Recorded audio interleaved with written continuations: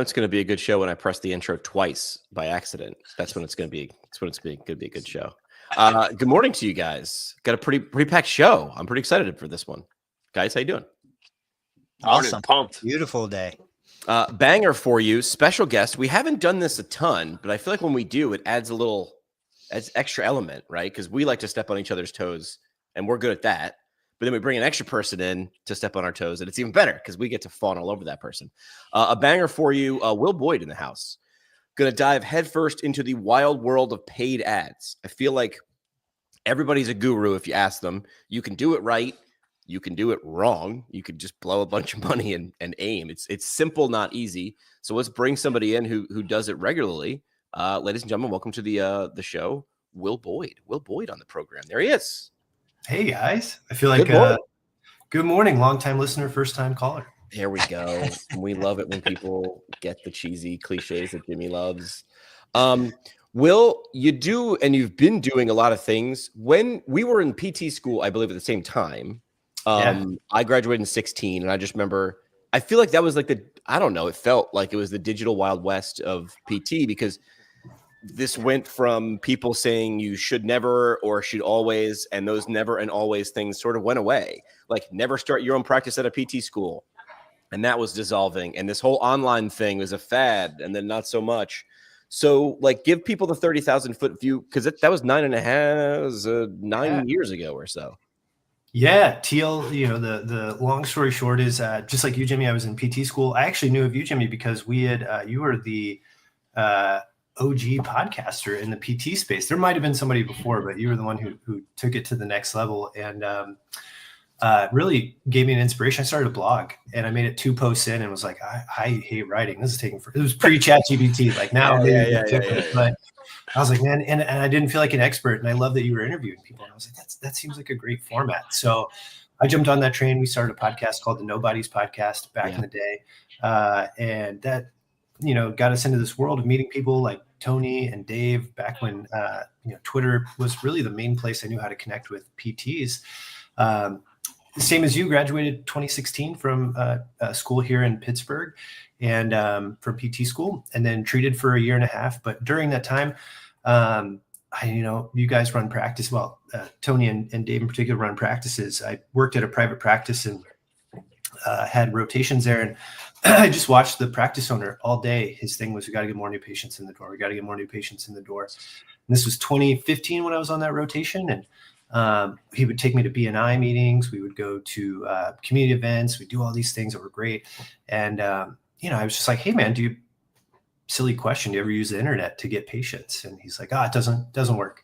Love it. Doesn't work. It doesn't work. And I was like, that seems really interesting because like I found this place by going on Google and typing in physical therapy practices near me, to like find it. And so I was like, that seems very contradictory. And, the competitor in me was like, that seems dumb. I'm going to try to prove that wrong. And I couldn't get buy-in from that, but we were in a group of Greg Todd, shout out to Greg Todd way back in the day, had a online entrepreneur group and we jumped in there and there were a lot of people starting their own practices. And I got I convinced someone to let me spend like $100 of my own money to run some traffic for them to see if I could get patients in the door. And sure enough, you can get patients from the internet. It's not as easy as it sounds, but you could do it. And from then on, I was like, oh man.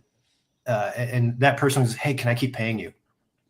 Yes. The answer to that is always yes. The answer was yes. And it was a lot more than I was going to make per hour as a physical therapist. And I just had a light bulb moment of like, what am I really interested in right now? Is it great patient care or is it securing kind of my financial, I had $150,000 student loan debt. I'm sure a lot of listeners out there too. And I thought, what am I more concerned about, being a great practitioner or getting into a good financial position? And I just kind of made the pivot there. And so we created a marketing agency.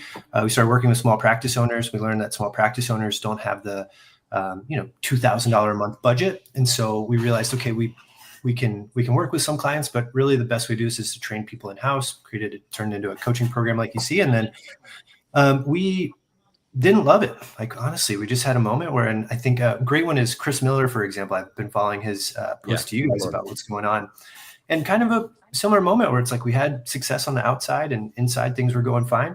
It's just like we didn't love the model. We didn't love what we were. We also learned that the problem that we were fixing, that we were setting out to solve, which was getting new patients in the door, was we were working with a lot of practice owners who had sales issues, had front desk issues, had retention issues. So we could drive people to them, but if we weren't able to help train them to solve those next 3 or 4 problems, our retention would just go, plummet. And so we realized, oh, we're not solving a lead gen issue business. We're a full on. That's where you see like Joey, for example, with what he's doing. It's full on, and it's got to be. And we were realizing that back then. And the thing that Alex loved the most, my business partner, he just loved talking about finances. And it turned out a lot of our practice owner clients didn't know a lot about finances. Go figure. It's not like you guys know. You start a business. No one makes you go to a business finance class.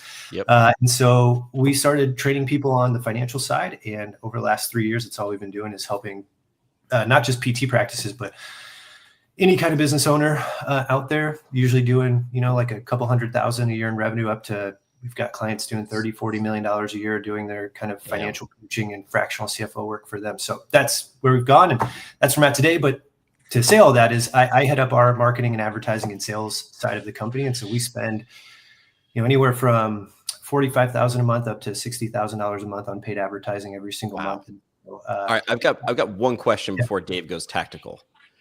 You went from a clinical degree to a clinical role to a non-clinical role. I did the same thing.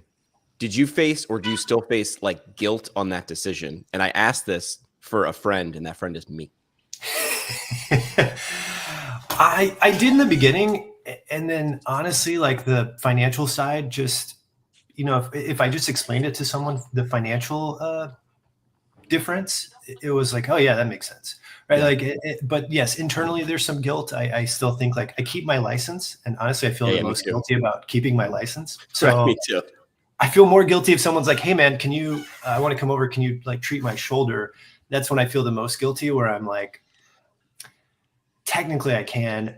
Am I the person you want me to? Like, you're better off driving 4 hours to go see Tony and, outside Dayton than me. So, yeah, definitely in the beginning. And now, Jimmy, I think I've just kind of come to peace with, like, everyone's got, as long as you find like the value that you want to bring and you're happy with it, things are going to work out. So, but yes, to answer your question, there's still hints of that. Yeah. Yeah. All right, Dave, you were excited for this one. You were firing up the group chat. You were like, I got questions. Will's got answers. Of course. Where do we start?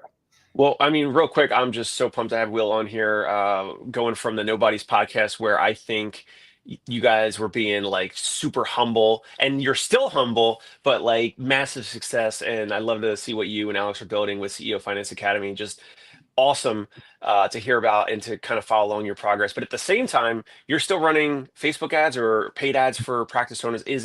Are you mostly just doing the pelvic floor, condition-specific pelvic floor Facebook ads, or are you doing ads for outpatient ortho practices? Like, what's the conditions for the practice and like different types of practices?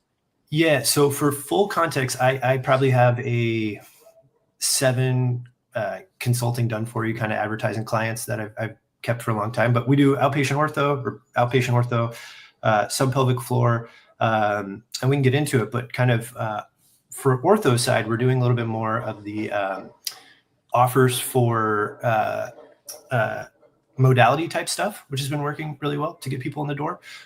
So we can go into kind of what that's been like. But yeah, seeing everything. I don't do a ton of.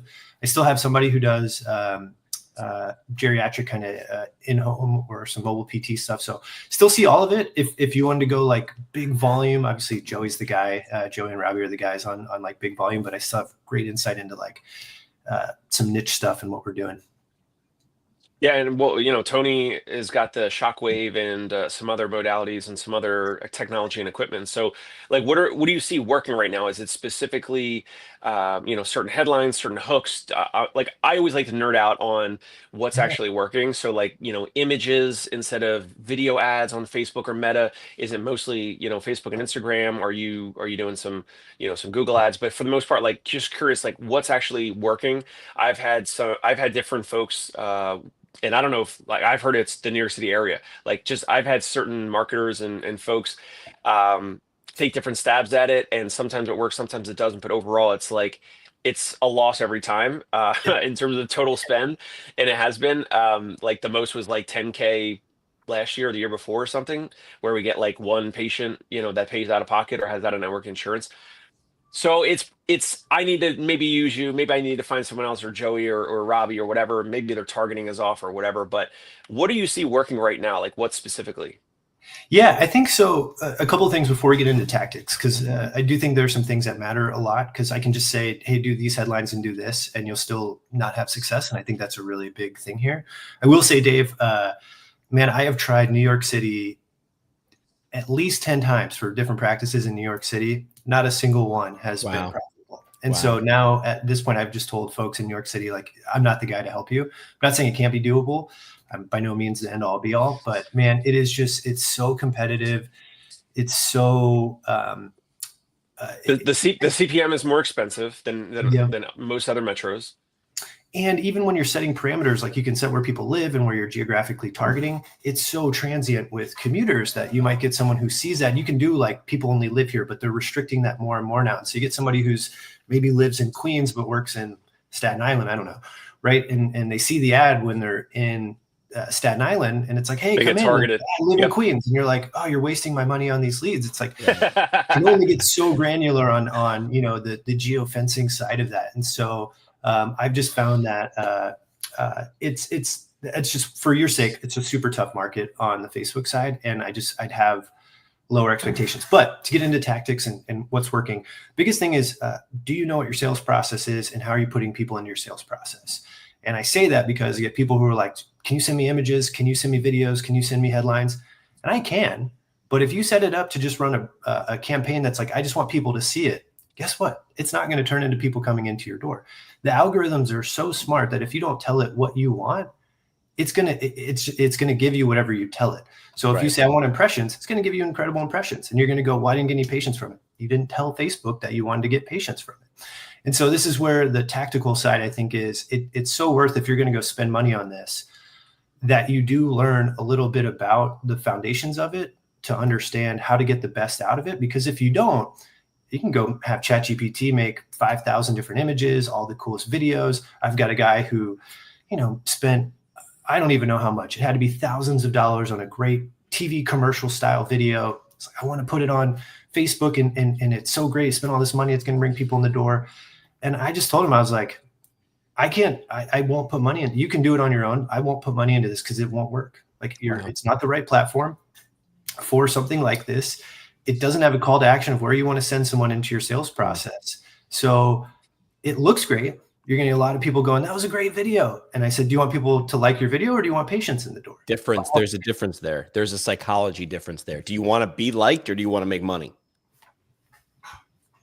Yeah, to your point, Jimmy. So Dave, I guess before we get into tactics and headlines, I think the one thing is, before I say all that, because I've had this happen before where someone goes, you told me I could do these headlines and I could write this ad copy and it didn't work. And it's like, well, do you have the technical mechanics down for this to even possibly work? Right. And I know, Dave, you're up on that, but I think if someone's listening and they're not aware of that, you're going to go and set someone might go and set, I spent $1,000 this month on Facebook ads, and I set it to link clicks, and I got a lot of clicks, and I didn't get any patients. I said, well, yeah, you told Facebook you wanted link clicks. Facebook's going to go get you link clicks. They're not going to go get you actual people in the door.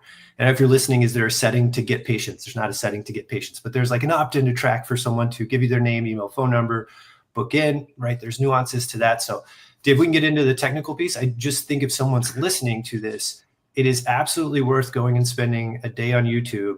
Like, trust me, for your budget, it is worth spending a day on YouTube. How do I run a lead form campaign? How do I run a conversion campaign on Facebook? Because if you don't, it really doesn't matter. I mean, it can matter and it will matter. Obviously, if you just say absolutely nonsense, it's going to matter. But in terms of getting the outcome that you want, you can be the best copywriter. You can be the best whatever. The algorithms are so intelligent. You've probably seen this, Dave, on Google, right? If you just do link clicks, I get a bunch of link clicks. But if you start optimizing for phone calls, guess what? You start getting phone calls. The algorithms start looking for people who have a history of doing these activities. And so before you get into headlines and copy, which I love all of that stuff, I just see 90+% of people fail because they don't even do the back end little technical pieces that set you up for those things to work. Then paid ads don't work. Paid ads don't work. Exactly. Right. Then you air quote it and paid ads don't work. Yeah. So Dave, I know I didn't answer your question directly. I just want to give a caveat there. No. Of course, it needs to be prefaced with that for sure. I think like the last couple Facebook campaigns we had, we were optimizing, just like I think similar to the Google campaigns we run, like either for, I think for the most part, conversions or phone calls, or in some cases, like for us, the conversion would, depending on even on the Google ads, the conversion is either they converted into a phone call, or the conversion was they went to our website and they filled out a lead form. So it's still a lead. Like we want leads, right? We want lead flow, we want lead volume. And so we're okay if sometimes it's a phone call, sometimes it's a website form opt-in or form fill or whatever. But yeah, those things certainly make sense. So in terms of like what else you're seeing, or things that are surprising or flopping or whatever, like where do you want to take it from here? Yeah. So what we've been seeing working really well, I've got a couple of people doing this. One guy in Arizona, we're running Shockwave ads. So running ads to Shockwave for body specific part. So we've got Shockwave going for tennis elbow, Shockwave for plantar fasciitis, and Shockwave for knee pain. And then, so that's been going really well. And literally it's just images of a practitioner with the Shockwave wand over the body part. And that's been working. I've tested that against a lot of different stuff. And it's just a picture of I think what it does for people is, and I try to stress this to folks. I'm come from a fan of like, what do I believe in rehab, which is like, obviously exercise, getting better, like mobility, right. Exercising. I think about, what do I want as a patient? I don't want to do any of that. I want someone to just make me feel better. Right. And so I think of like, what do you like, I know what I need to do, right? But it's like, what do I want? If someone's like, hey, would you rather have this be fixed passively or not? It's just same as us. Would you rather make income passively or actively? Well, I'd rather passive, right? It's like, cool. Well, hey, let me draw you in with like what's possible down the road. For this, it's like, hey, what's the thing that piques their interest? It's really all we're doing is saying, hey, Shockwave is just a medium, and it's I don't want to say it's a gimmick because it can work, but it's a magnet, right, that catches your eyes and goes, oh, that's new. I don't know what that is. Oh, maybe that's the fix, right? And really all we're doing is getting people to say, oh, I have knee pain, or hey, I have plantar fasciitis. What is this new thing that might be able to help me with that? And I always joke, if it were me and I had to start practice tomorrow, I'd start an E-stim practice or a Shockwave practice that just happens to have physical therapy, because I know I could acquire patients really fast and then help talk to them, get to build those relationships. It would just be a break-even front-end magnet to get people into the door to do that. And I know that goes against, a lot of the like what's ethical, not ethical, or well, is that evidence-based practice? And again, it's the difference between business and what's the right treatment plan for someone. And I just look at, for me, if what I know on the front end side of, if I had to go in and scale something fast, right, it would be through modalities, from the sense of I would draw people in with modalities because it gets people interested. They're hooked on it. Now you might say that's not my ideal patient. Different story. Totally could believe that. But, right. And that's something to think about. Not the end all be all, but that's the route I would go. So for context, just to give you an idea, we get leads for about, for a $97 Shockwave treatment session, right? We get leads for about $45 to $50. About 1 out of 3 comes in. So we lose about $50 on that. So it costs about $150 to get them in the door, but they pay $97 for the Shockwave treatment. And then the clinic, it depends on the clinic in terms of upsell rate, but we're looking at usually 1 out of 3. If it's cash, 1 out of 3 ends up in a sort of a cash plan. If it's like insurance, then it's usually closer to 1 out of 1, 1 out of 2, 1.15 that end up converting into a plan of care. And so that becomes kind of our break even.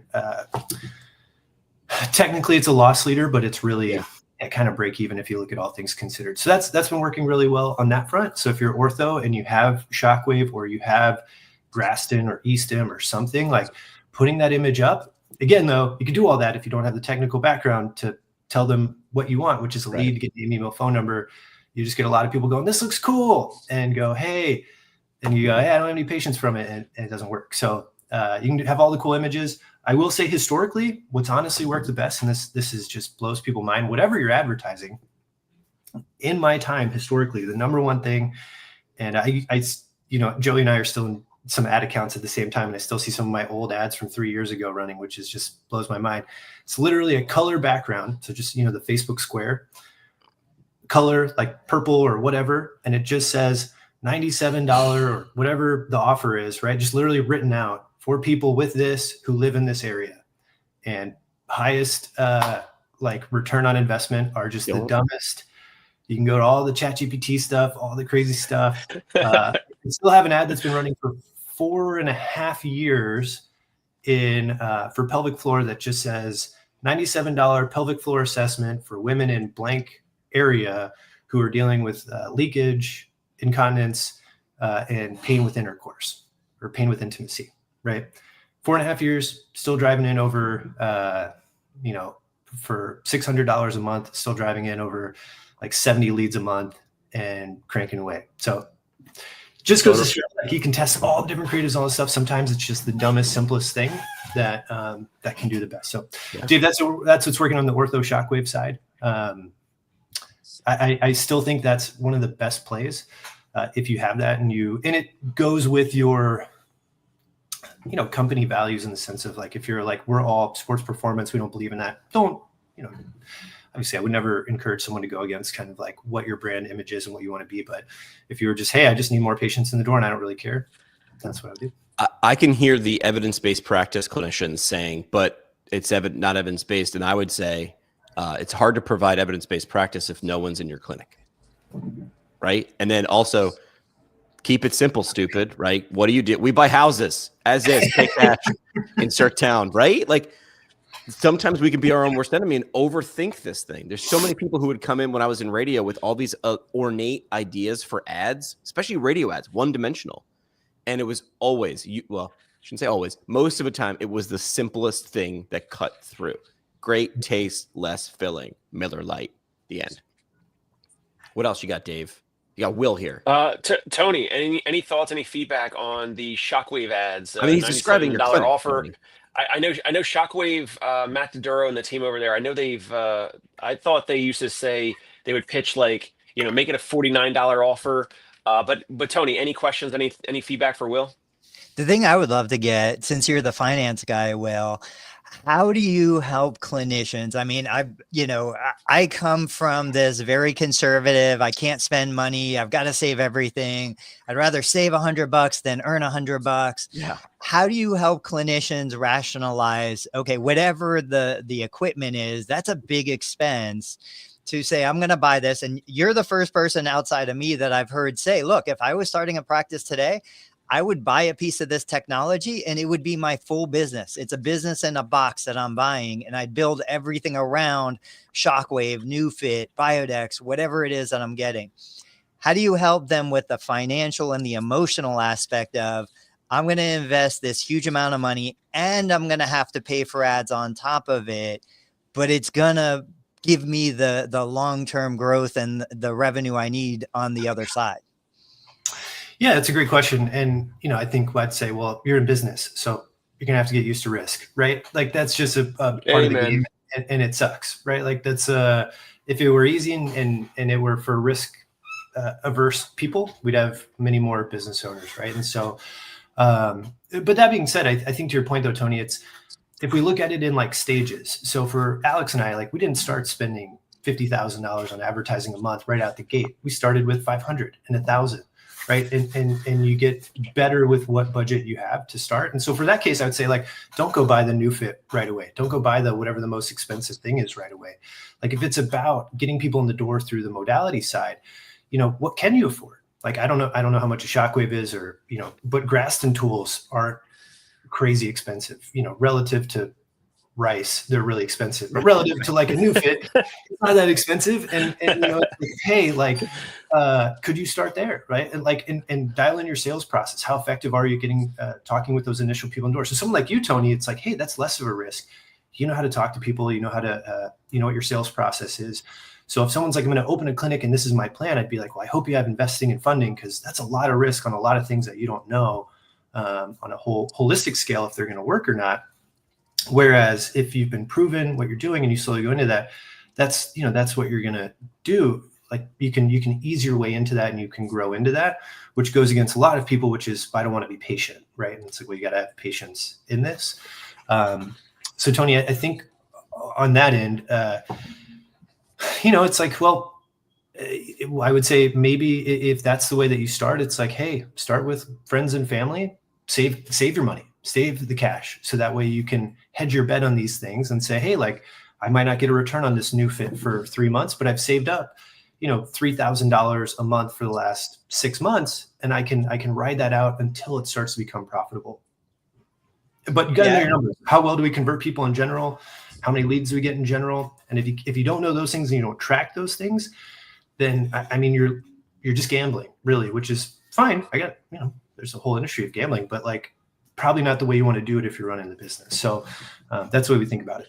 I think one of the interesting things on this, though, that never gets discussed is the smart use of leverage. When I buy a physical product, something that has a tangible value, I can leverage credit. I can borrow money for it. Now we get into, okay, what's the interest rate? What kind of return can I expect?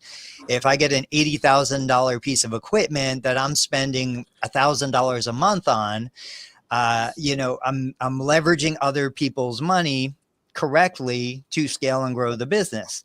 And I can put a dollar amount return on that investment. Whereas if I'm just trying to do everything on a bootstrap budget, I don't have leverage. I don't have other, financial means to do this. It's really hard. It's way harder, I think, than to, like you said, leverage those business philosophies appropriately. I think it's awesome. I love hearing this. But I want to turn it back to Dave and see what's next. Well, I got a question for you, Tony, if that's all right. Because I'm in this league. I watch every day. I'm always curious, keeping up with you guys. I love so many times I side with Dave on the, don't go the digital route side. It's been there, done that so many times. And it's so painful and you don't make any money while you get there. But I also understand, Tony, long-term, it's so I'm super fascinated to be in this. And I love Jimmy in the middle, who's just he just knows that he knows the little buttons to push for each of you to get you guys just to look that up and to go through. But so Tony, you've been posting a ton on your Facebook profile or your business page, right? And it's growing, right? And I know you put a ton of time into it. Where do you see that going? Because I'm always I watch and I see and I'm fascinated. I'm like, where's this going? Because I see the bajillions or trillions of views and I think hey, are you making money off that? How's that working? What's going on with that? Because I love the content in my mind, as the content creator in me is this is awesome. I love it. We're getting out there. The business owner in me is I don't know where it's headed. And I guess I'm curious for you, and maybe it's a playground, but I'm just curious to learn more. Yeah. Where you're headed with that. It's a playground, 100%. And it's one of those things for listeners, for context. I had put all my time into the YouTube basket. I did everything for YouTube. I've got thousands and thousands of YouTube videos. And then around October of 2024, I was like, I need to get on this, TikTok, Instagram. By accident, I didn't even realize when I posted something to Instagram, which I hadn't done for 3 years, it kicks over to Facebook business page. All of a sudden, I got 500,000 views on an organic post on Facebook business page. I'm like, oh, maybe I'll do something with this. And this is just my mode. Forever, I plant seeds. I see what happens. You guys saw, I shared the screenshots, my Facebook groups of, whatever, tens of thousands of people in it. And I had no idea when I started. I'm still not monetizing and taking advantage. I just love doing this stuff. So with the Facebook business page, because it gained traction kind of accidentally, I was like, well, let me focus a little more time on this. I am playing with it. It went from, I think, 5,000 followers to 16,000 pretty quickly. It's averaging over 1 million views a month. And this last month was 1.8 million views. I'm trying long form content on there, but everything is still organic. I still don't understand how to take something that is proven effective organically and turn it into something that actually puts money in my pocket. And I'll do anything. I don't care. Right. But it is still a playground that's starting to show signs of maybe something that could be more. I just don't know what to do with it. And Dave, how much does that drive you nuts? It drives me nuts. But at the same time, we all know Tony has one of the most creative minds. For me, I'll speak about myself. I think Tony has one of the most creative minds of anyone that I probably know. And when he posts these insightful questions, he puts out these questions to us or the internet and therapists at large on LinkedIn originally or Facebook at the same time. It's super fascinating to follow. And I do feel the same way, Will. It's like, what is this for? Like, oh wait, there's got to be, something. Here's something, Will, maybe, is when people sign up for Tony's Learn Medicare Billing course at learnmedicarebilling.com, people convert probably way higher than like any other course or academy or program or whatever. And Tony is being so hospitable and nice with keeping it like still $500 or whatever. It should be 2 to 5 grand, 10 grand, whatever. It's just massive value, and people convert. And then when people ask, like in these different groups on Facebook, like billing, like Medicare billing questions and stuff, like people will post like, oh, you should check out Tony Maritato's Learn Medicare Billing course, like it's awesome. And people will just like organically and naturally mention it, Right. and then those people then go and convert easily, and Tony's not even running paid ads to it. So maybe, Will, do you think that when Tony is posting these very neutral, insightful, clever questions, should there be like a call to action at the bottom, or be like, hey, this post is sponsored by, or powered by learnmedicarebilling.com, or drop a link of the course in the first comment or something? Like, I feel like he needs to juice it a little bit, but then maybe that takes away the mystique of like his clever, insightful questions. What do you think, Will? Yeah, I think so. Hopefully it's a safe space. I'll just tell you what I see from the outside. Like if that's cool.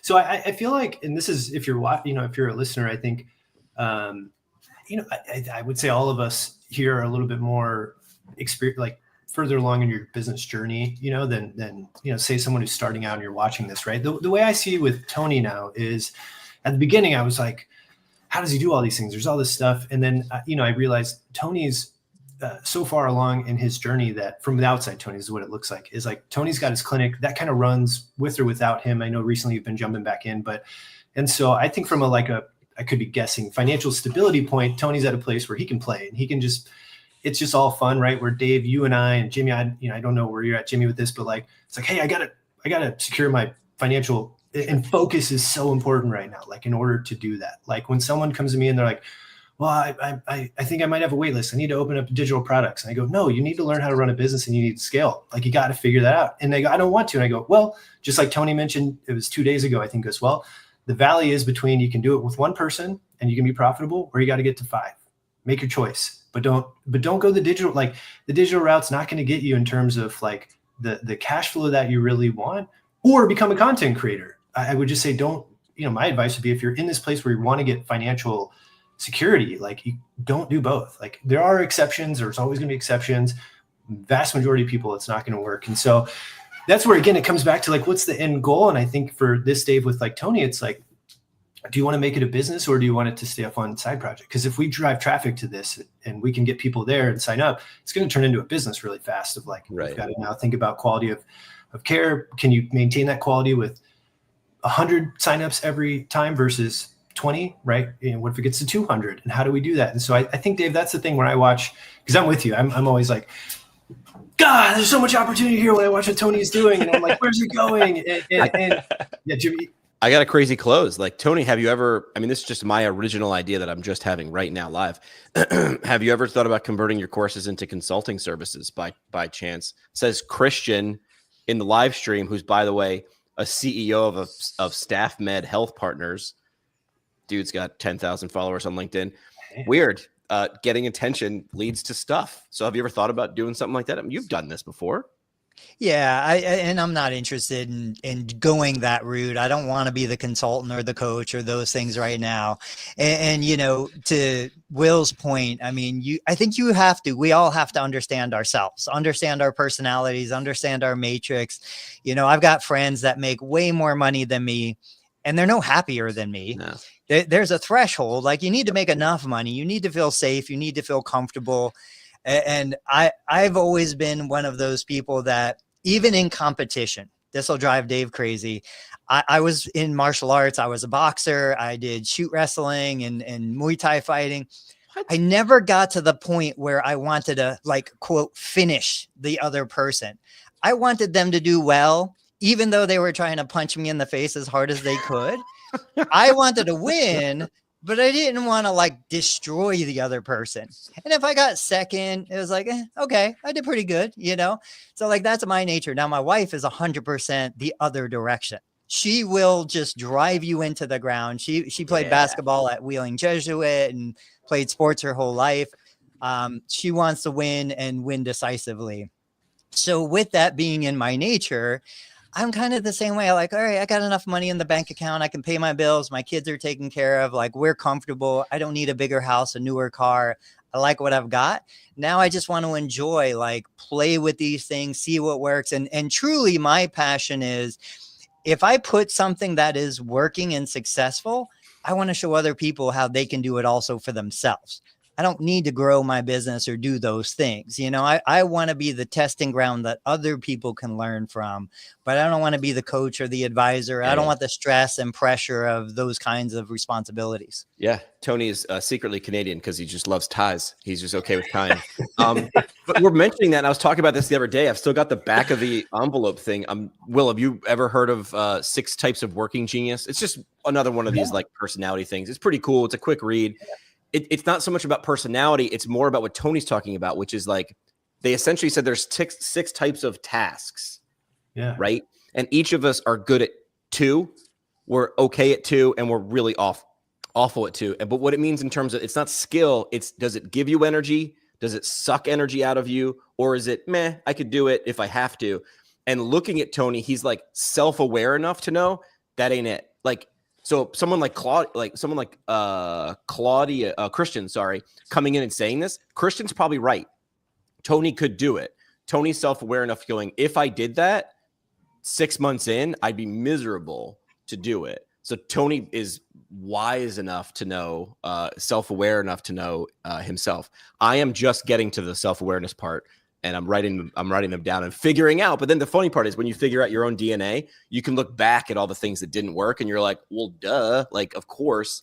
Then you give that test to the people you work with, and you find people who are not like you, and then you link up like Lego blocks. And it's because I've been on the other side of that. I've overcommitted so many times in my 50 years of life. Right. And then I feel guilty, and then I've let people down, and then I've dropped the ball, that I've finally learned I'm just not going to do that. You know, there's nothing on that side.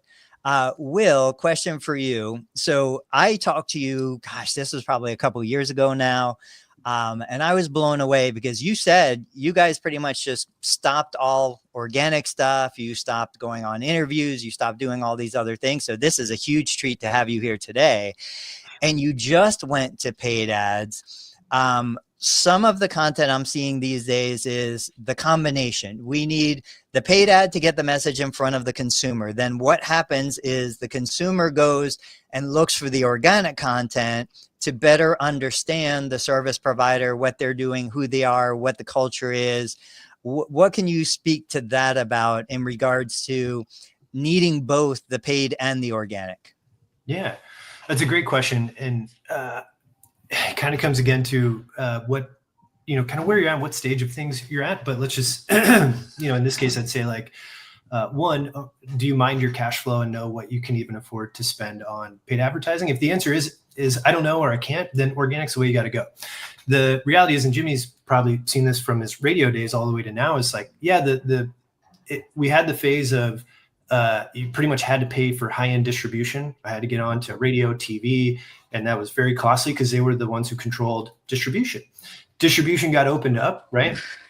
And everyone was like, hey, we can get on this. And, we had the golden age of organic, and, it's still relatively there.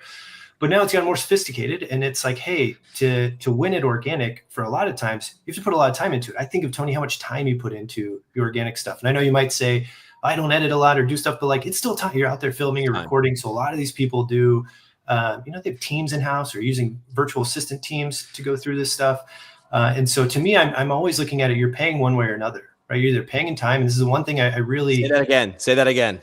Yeah, you're paying one way or another. You're paying with money or you're paying with time. And I think a lot of people don't value their time. And I get, when you don't have excess capital or cash, time is the resource you have, and you got to spend it, right? And you got to go spend the time. But a lot of times people don't, people say, hey, what do you charge an hour for treating a patient? $200, $300. Okay. $200. How much time did you spend on organic content this month? Oh, probably like 20.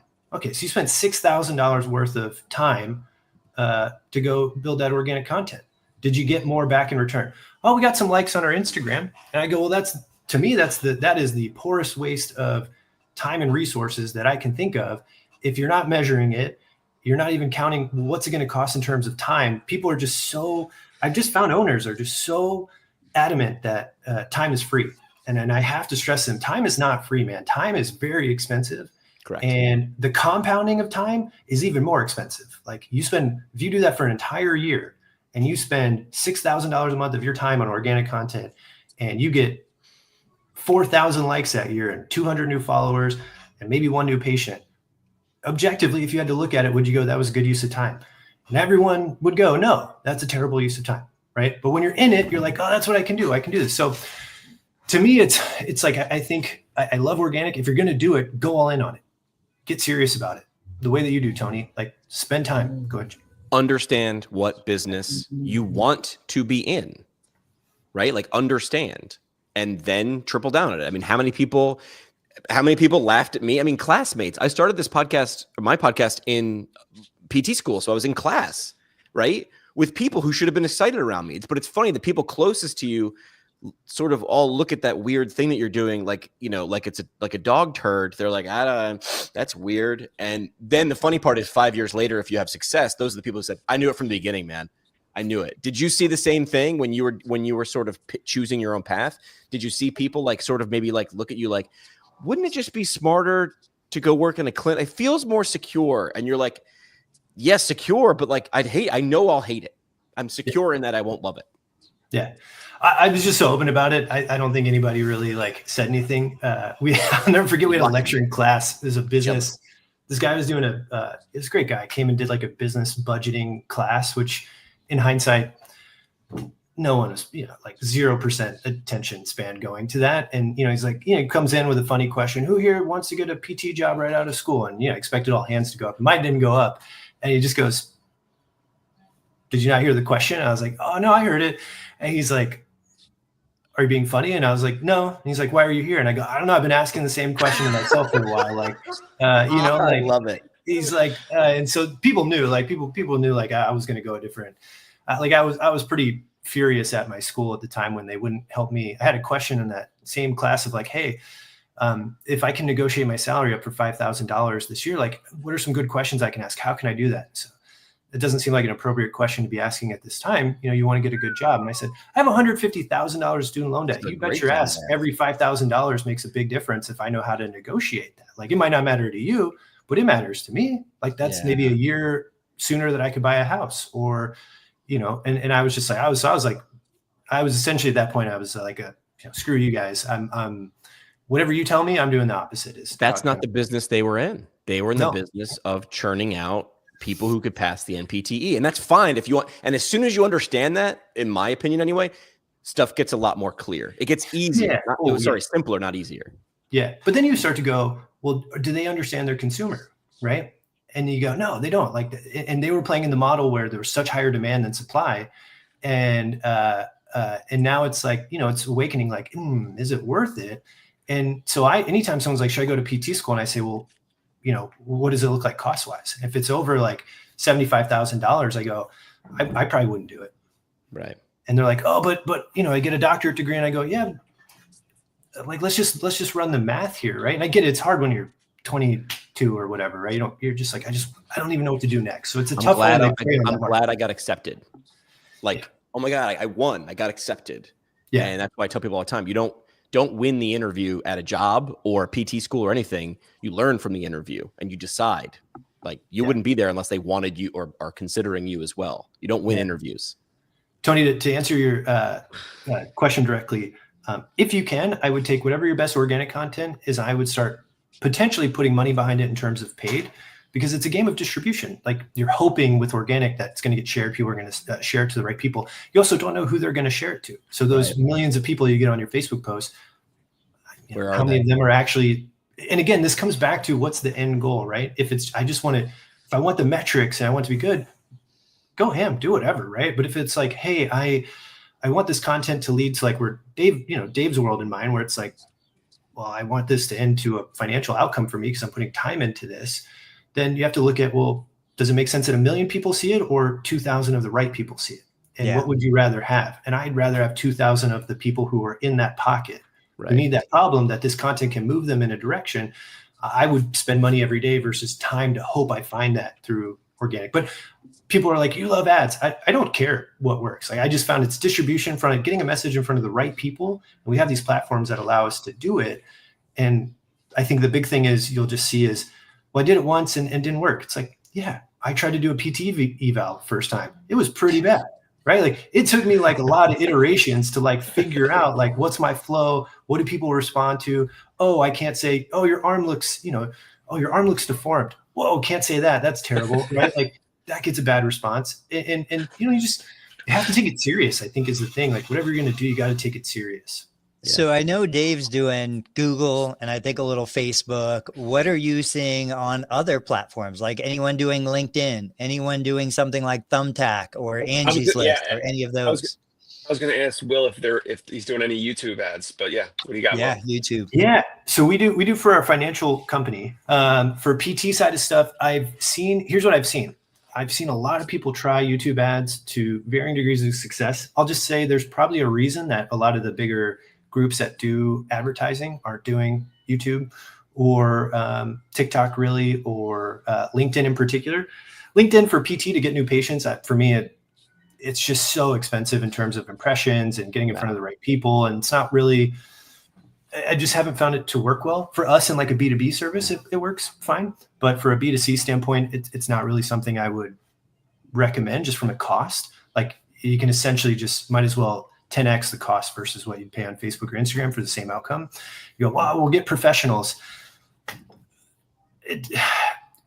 One of the tough things with that, and just for context, so with like LinkedIn or Google, is like if you try to get so granular on the targeting that you want to do, it sounds great, right? These are the 2,000 perfect people. Right. The algorithm goes, hey, there's only 2,000 people. Like, we're humans, we do worse with excess data. Like, at a certain threshold, I can't do any better with data. Like, it's the opposite with these algorithms. If you give them less data, the worse they perform. So they need enough data to like do this. And so if you were to limit it to 2,000 people and you're like, these are perfect people, I'm going to get these people, the algorithm essentially is going to go, I don't even know how to spend your money because I can't learn enough from these 2,000 people to make decisions. And so that's where LinkedIn gets really tough, because you can get super granular, like, I'm going to pinpoint these people. And at this point, honestly, like, the AI targeting is getting so good, it bases off your copy. So that's why in your copy, if you're running local ads, the things I see for biggest issues sound silly is people do not put their location where they're at. Big one. So I've had in the last week, I've already seen 3 physical therapy local clinic ads. One was in Jacksonville, Florida. I'm in Pittsburgh. One was in Phoenix. I'm in Pittsburgh. One was in somewhere in Washington. I'm in Pittsburgh. Right. So like, you're like, and they didn't even say where their clinic was located in the ad. So I had to click it. I was like, oh, is this a Pittsburgh one? Click. Nope, it's not. Right. And so really basic things like setting yourself up for like, are you even putting the town name that you're in? It's going to make a huge difference. But Dave, to answer your question, Thumbtack, I've seen people have decent success, more hit or miss. I find it more for home services. People crush on that. So we have a lot of clients who are in home services, and Thumbtack Angie's List is huge for, or I forget what the other one's called, Next Door or something. They crush. Bark is one of them. Bark, yeah. For PT, not as much. But Google Ads and Facebook, just tried and true. TikTok for a while was working. I have found TikTok is just, it hasn't been as consistent on my end, at least just from what I've seen. So kind of tried and true. Some of the platforms too, TikTok's ad platform is just further behind than say Facebook or Instagram. And as much as it sucks, it's still the best one out there in terms of like sophistication. And then Google and YouTube are kind of behind it, but yeah. We probably got time for one more question. What do you got for Will? Dave, I got one last question for you, man. What's working on the Google Ads side for you? I know are you optimizing for calls? Last time I remember was probably months ago. You pulled up your screenshots and stuff. Who are you targeting on Google? What's working for you? And what are you optimizing for? Yeah, so we're optimizing for conversions. We are in terms of the campaigns, we have in home physical therapy. So that's either we get people that respond to that ad. It's either they're older, they have walking mobility issues, or they're very busy. And I got a little thumbs up there. They're very busy, like a busy professional. They just don't want to take their kids to an office, or themselves. Like they try to go to an office and they can't get like a 7 or 8 a.m. appointment, or they can't get like a 7 or 8 p.m. appointment. And I have therapists that do those times, and we go to them. We go to their apartment. We're running lower back pain, sciatica leads as well. That's a different campaign. We have another campaign for neck pain. I have a campaign for Parkinson's, and that's actually a downloadable. It's like a PDF about like a healthier lifestyle or something. So they get that's actually like actually you helped me with that with building out the Go High Level account and all that. I think that's the most part, the different campaigns that we're running. And I basically turn that up and down based off of like my therapist availability and demand and all that.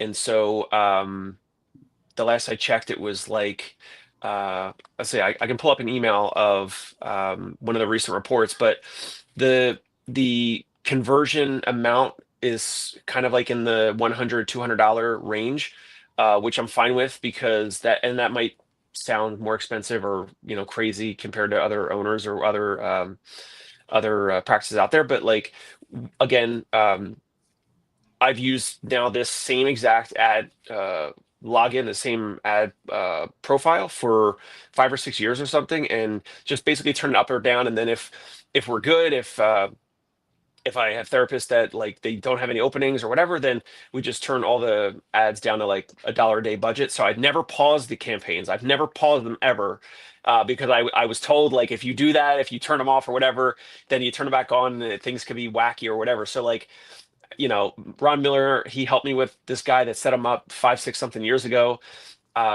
Everything has been good. I will comment and say, and I don't know what you're saying, but I would say that it's getting more expensive. But I also heard Alex Hormozy say, people complain about leads, right? Every owner complains about leads and lead costs right now. And he says the leads will never be cheaper than today. Like moving forward, like the leads will always be more expensive, right? So, I guess barring any technological crazy happenings like Facebook enters. Right. Yeah. Right. Well, and it's like inflation. I hear it all the time. Well, advertising is getting expensive. I'm like, so are eggs. It's like wait a month. Were you waiting for it to go down? Like it's like, hey, it's going to be so. Dude, Dave, thanks for sharing it, because I was curious what you're running. If we have time for one quick last question, I'm super fascinated. Jimmy, I got a question for you. So I came into this world with digital. You were back when radio was still like a primary advertiser. Still is for a lot of places, but like, what did it cost to like put ads on the radio back then? Like, I think if Dave and I, we can set our own budgets, right? We can spend as little as $1 a day. I'm assuming with radio stuff, it was like fixed costs. How did that, like, I'm super curious how that worked. Oh, it was let's make a deal. I mean, so it depended on market size. It depended on what station. Like here's something that's going to make you go bananas. Have you heard of the company Arbitron? No. Arbitron were the people that used to put boxes on top of TVs, and they would like monitor what station you were actually watching. Yeah. And that was an objective way of doing it, right? You got a box, you attached it. They paid you like $11 to like do that. That was the Nielsen ratings, right? Yeah. Arbitron was for radio. Arbitron would send out diaries, the little books that you had to fill out for like the SATs, like your essay book, and they would just mail them out to zip codes. If you got an Arbitron book, you essentially were representing 40,000, 90,000 people. And you would write down, on Monday, I listened to this radio station for 1 hour, right? Wow. So if your brother-in-law got an Arbitron book and they wrote that I listened to that guy's radio station 168 hours a week, you just won the lottery. And you would be dumbfounded the return rate on those books, because they were paying people like $8 a week to do that. So you want to talk about like my bonus and my radio station's rankings that I then turn that over to a sales team to then go say, we're number one in males 18 to 25 or, women 25 to 34. So that's where I learned quick. You either sell by the numbers and you die by the numbers, or you sell by image. And I watched really skilled salespeople walk in. Here's a quick story. I've told this before. It's fast, I promise. I got brought out because I was the afternoon guy, and I ran the radio station, this rock radio station in Northeast Pennsylvania, right? 50,000 watt flamethrower. And we walked into this guy's restaurant. He owned like a chain of restaurants, local chain in Northeast Pennsylvania. Never wanted to advertise. John Crawford, my sales manager at the time, was like, this is Jimmy. I'm bringing him in because I want you to see the guy who's going to be talking about your restaurants every single day. And this guy was like, nobody listens to that radio station. They listen to another station. John closed his book, right? Looked like he was starting to pack up and goes, all right, yeah, no worries, man. Tomorrow at 5 o'clock, though, I want you listening to Jimmy because Jimmy's going to tell everybody your your restaurant has rats. And he goes, you can't do that. You can't do that. You can't do that. He goes, don't worry about it. Nobody listens to Jimmy. And they go, all right. Sit down. That's right. So we're negotiating. So in terms of how much it cost, that's like some mafia negotiation. I want some mafia level stuff. Did you have minimums you could like it couldn't go below a certain minimum? Oh yeah. So that they had guardrails. I mean, I'm gonna say our guardrail was like $1 a second. So you wanted a 60-second ad spot, and that was also like we were on the 60s. Nobody's running a 60-second ad now. Yeah. I mean, I started when I was doing podcast advertising 10 years ago. I was like a 60 or a 30. Now I'm doing 10s or 15s, like because I'd rather do volume. So, I mean, I haven't said this like publicly. I think I've said it to Tony or Dave. Like for 9.5 years, I've essentially averaged 2 episodes a week. I'm going to 5 now because I've also got virtual assistants or editors that I edited the first 970 episodes myself. And then if I had someone like Will or Tony or Dave around me, they'd be like, why are you doing that? I'm like, well, because I'm the only person who can do it right. And better like take 2 hours to teach one other person to do it for that. And you could be recording 2 episodes while they're editing the other one. So I've figured that out. But yeah, I mean, in Northeast Pennsylvania, that was the 70th biggest. It's also DME, like marketing area. We were like market 70 or something like that. So my radio station was we were grossing $5 or $6 million a year, which wasn't bad. And we had 4 stations in one building. Wow. So I went from being like the number 2 at a station to running a station to running 2 stations. I'll tell, that's a story for a different time, how I sort of stole a radio station for good reason though, to save my staff. I stole it. Jimmy, there's gotta be I would love to tune into an episode. I don't want to keep you guys. I'll tell that it was bad, but it was also good. Like I had to steal the radio station from one person to save 3. And I was like, I'll do that trolley problem math every day. I'd still do it. So one day I'd love to hear a background story on like how advertising and marketing and that kind of side of things has changed from that world of, and probably what it is now. Radio still is obviously going on, just how they've adjusted or how they're doing it. Yeah, no, I was looked at because when this thing came out, I was 28 and I was like, I did the math real quick and I was like, oh, time and space aren't going to matter anymore. And local radio relies on time and location. Yeah. So I did the middle-aged white guy thing. I tried law school. Nope. Tried business school. Also nope. Because I didn't have my DNA down yet. Knew those things, should have known those things would work. And PT, all right, this seems good. Then I got to school and I was like, shit, should have also been a nope in a clinic anyway, all day. And it should have been a nope. So yeah, we can talk about that. Yeah. So Will, we know, we finished the show with parting shots. We'll go around the table. Let's start with you though. What is your parting shot for today? If you're going to run paid traffic, take it serious and spend the couple hours learning the back end side of stuff. So that way, if you have great copy, great images, they're actually pay off for you big time. So I'll toss it to you, Tom. Do the simple stuff, man. All right, guys, I'm going to say, Will, I would love, and I think everybody agrees, to have you back when we do an episode with Dave where we're talking about building the financial structure within the business so that we can sell it, we can do something with it. Like we're putting all this time, effort, money into building an asset, but it has to have value that goes beyond just us, whether it's an exit strategy or whatever. We need to get you back on to talk about that. Scott thinks that Will should have a weekly segment. Like we've also did things in radio where like, we record a segment. You could always just do like a moment with Will and then just look at, hey guys, nice. here's my weekly moment with Will. I'll represent the bald community for everyone out there. I love it. My parting shot is look more into understanding or knowing the value of your time.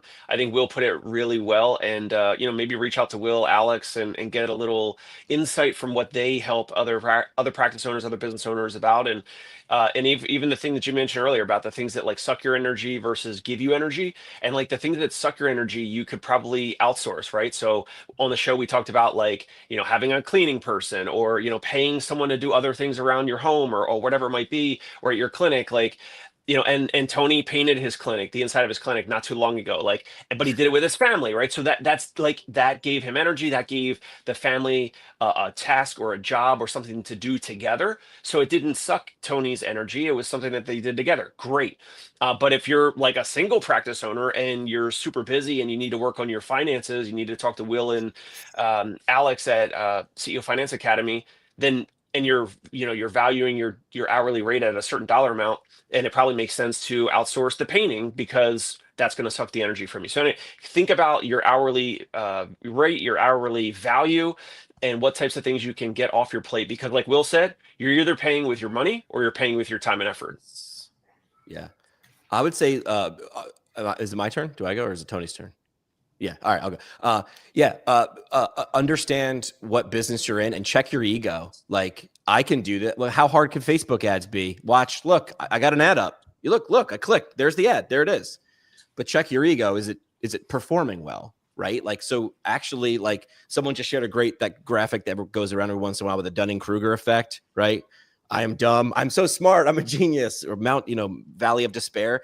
It's like, we're all really repeated beginners, right? Lifelong learners. It's like, well, you got to be dumb every once in a while. This new thing that came out, I started working with a company with AI. I was like, hi, I'm Jimmy. I'm dumb. Teach me about AI. And in a month, Hormozy says, if you're willing to be bad at something for 100 days, you will beat everybody. Like, be bad at 100 days, right? And what are you willing to be bad at 100 days at? The things that give you energy, the things you're curious about, but maybe not good at just yet. All right, guys. And that's the show. I've probably known Will for about 10 years now on social media. I've never to this day ever heard anybody say anything negative. Yeah. Everything has been positive. Like, Will, you were just an amazing person. Thank you so much for coming, joining us. Jimmy, wrap it up. Forward tease. We've actually just got an email scandal. We've got the dirt on Will Boyd. Tune in Tuesday. This is how you I usually block them all. That's why you never hear anything bad. This is how you get people to tune in. You give them something. We've got breaking news on Tuesday, but you have to tune in on Tuesday to find out what we found out about. Now, Will, thanks for having me, guys. I really appreciate it. Thanks, Will.